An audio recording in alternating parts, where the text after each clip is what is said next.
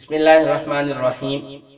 محترم ناظرین، آج کی اس ویڈیو میں شب برات کے حوالے سے دو باتوں کی وضاحت مطلوب ہے۔ ایک یہ ہے کہ شب برات یعنی 15ویں شعبان کی رات قبرستان جانے کا کیا حکم ہے، اور دوسرا یہ ہے کہ 15 تاریخ کے روزے کا حکم کیا ہے۔ تو جہاں تک مسئلہ ہے قبرستان جانے کا یا اپنے مرحومین کے لیے اصال ثواب کرنے کا، تو اس کے لیے کسی وقت بھی جا سکتے ہیں، کسی دن بھی اصال ثواب کر سکتے ہیں۔ شریعت نے اس کے لیے کوئی پابندی نہیں لگائی ہے۔ خاص 15ویں شعبان کو ہی جانا، تو اس کے متعلق ترمذی کی ایک روایت میں اس کا تذکرہ آتا ہے کہ آپ علیہ السلام جنت البقیع میں گئے ہیں، لیکن پہلی بات تو یہ ہے کہ وہ روایت سندن ضعیف ہے۔ آپ علیہ السلام سے بھی زندگی میں صرف ایک مرتبہ جانا ثابت ہے، اور وہ بھی جو آپ علیہ السلام تشریف لے گئے تھے تو حضرت عائشہ کے گھر تھے، آپ چپکے سے اٹھ کر تشریف لے گئے۔ حضرت عائشہ رضی اللہ تعالیٰ عنہ کی آنکھ کھل گئی تو انہوں نے دیکھا، تو تب یہ بات امت کے علم میں بھی آ گئی۔ آپ نے ان کو کوئی خاص طور سے جگانے کا یا بتانے کا اہتمام نہیں کیا، اور آپ یہ بھی زندگی میں ایک مرتبہ ہے۔ اس لیے مفتی اعظم مفتی محمد شفیع رحمۃ اللہ علیہ فرماتے ہیں کہ جو عمل نبی اکرم صلی اللہ علیہ وسلم سے جس درجے میں ثابت ہو، اسی درجے میں اس کام کو کرنا چاہیے۔ نبی علیہ السلام کے عمل کی اتباع میں زندگی میں کوئی ایک آدھ دفعہ چلا جائے تو یہ منع نہیں ہے۔ اس وقت جو شب برات کو ہی قبرستان جانے کا اہتمام کیا جاتا ہے، اس دن جانے کو ضروری سمجھا جاتا ہے، اور وہاں جا کر جو قبروں کے اوپر پھر اوپر سے اگربتیاں لگاتے ہیں، تو یہ طرز عمل بہرحال درست نہیں ہے، کیونکہ اس کو لازم سمجھنا یہ ٹھیک نہیں ہے، اور پھر اوپر سے اگربتی لگاتے ہیں تو یہ کسی طرح بھی درست عمل نہیں ہے۔ اس اگربتی کے لگانے کا مردے کو کوئی فائدہ نہیں ہوتا ہے۔ اپنا شوق پورا کرنے کا نام دین نہیں ہوتا ہے، بلکہ اتباع کرنے کا نام دین ہے۔ انسان کو اپنی عقل سے بھی سوچنا چاہیے کہ اس اگربتی کا مردے کو کیا فائدہ ہوگا۔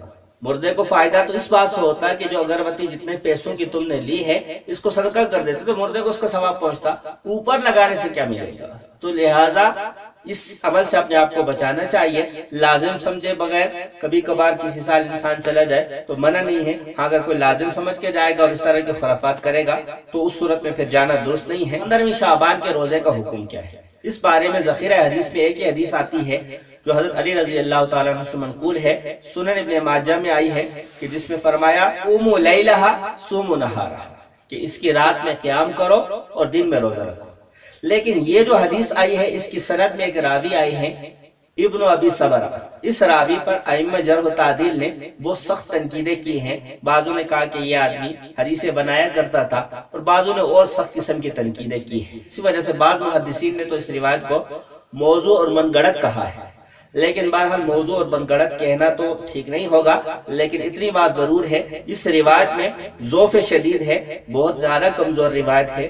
اس جیسی روایت سے روزے کا حکم بہرحال ثابت نہیں ہو سکتا۔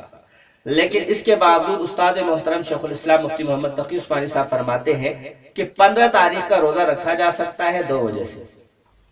ایک وجہ تو یہ ہے کیونکہ پورے شعبان کے روزوں کا تذکرہ ملتا ہے، آپ علیہ السلام کا عمل رہا ہے، شعبان میں آپ کثرت سے روزے رکھا کرتے تھے، تو کوئی اس وجہ سے آپ علیہ السلام کے عمل کی اتباع میں روزہ رکھے کہ شعبان کے مہینے میں چونکہ روزے رکھنے کی فضیلت ہے، اور چونکہ یہ بھی شعبان کا ایک دن ہے، اس وجہ سے کوئی رکھے تو رکھ سکتا ہے۔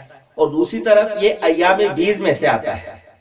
ایام بیز ہر مہینے کی 13، 14 اور 15 تاریخ کو کہتے ہیں، اور احادیث میں ان روزوں کا تذکرہ ملتا ہے، تو یہ ایام بیز کا بھی ایک دن آتا ہے، تو لہٰذا اس وجہ سے بھی کوئی رکھنا چاہے تو رکھ سکتا ہے۔ ان دو بنیادوں پر یہ روزہ رکھا جا سکتا ہے۔ لیکن خاص 15ویں شعبان کے روزے کو مسنون سمجھ کر اور سنن ابن ماجہ کی حدیث کی وجہ سے رکھنا بہرحال دلیل کی روح سے یہ بات ٹھیک نہیں ہے۔ دعا ہے جو کچھ کہا سنا گیا اللہ تبارک و تعالیٰ اس پر عمل کرنے کی توفیق عطا فرمائے۔ گزارش ہے کہ مزید اس طرح کی ویڈیوز کے لیے ہمارے اس چینل تعلیم اسلام میڈیا کو سبسکرائب کر لے، اور اس ویڈیو کو اپنے دوستوں کے ساتھ شیئر کرے۔ شکریہ۔